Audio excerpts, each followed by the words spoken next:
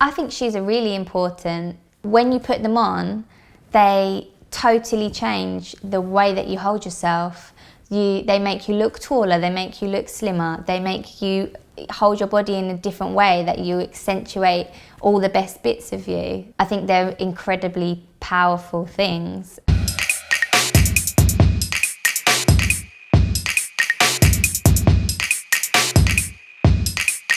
I love visiting Brazil. I love going to see the factory. I feel like they're my family. They have been on this journey with me for the last 3 years. I remember the first time I went, I remember landing in flight and thinking, oh my God, like what am I doing? I'm all on my own, I don't speak a word Portuguese. I was really scared, but it turned out like the most amazing trip was actually seeing like my shoes finally come to life. To finally see it come into fruition was really special. I chose Brazil to make my shoes because firstly, they have such a rich heritage in shoemaking and they have a real pride in what they do.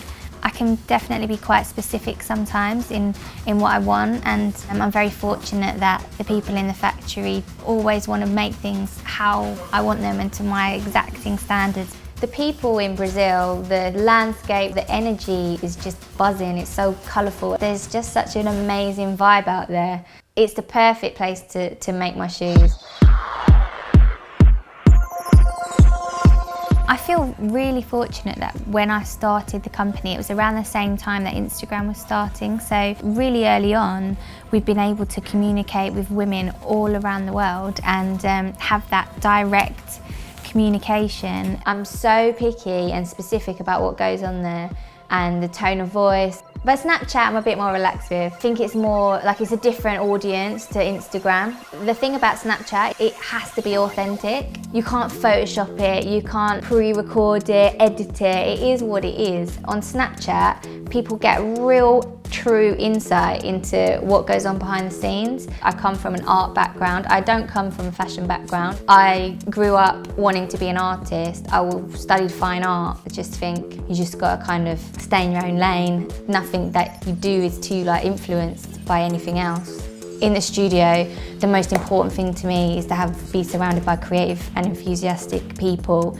And I don't think we get bogged down really by fashion and by trends. We just do what we believe in. I never ever want the office to be a really sterile environment, really boring. When people take themselves too seriously, that would be my worst nightmare. I feel like I've got a really great support system and I never ever wake up on a Monday morning and think, oh my God, I've got to go work today. Buzzing to go. My favourite shoe of this collection is definitely the Heaven Tempest sandal. What's really special about that shoe is that I hand drew the upper onto a plastic form of the last and then sent that to the factory so they could work directly from my drawing. So it's my interpretation of the famous Hokusai wave. It's a very emotional shoe, I think, and it's definitely a key piece this season. I definitely don't want to be limited to any one type of shoe or one style of designing shoes. My first collection was very much about real statement high heels, but not everyone can wear that type of shoe. Not everyone wants to wear that type of shoe. So when I was at college, everyone remembers me at colleges, I would wear high heels every single day. And then since being pregnant, it's like I just can't do it. So I'm doing sneakers now, I'm doing flat shoes, go all around the world doing store visits. It's just amazing to see the different women that the shoes appeal to.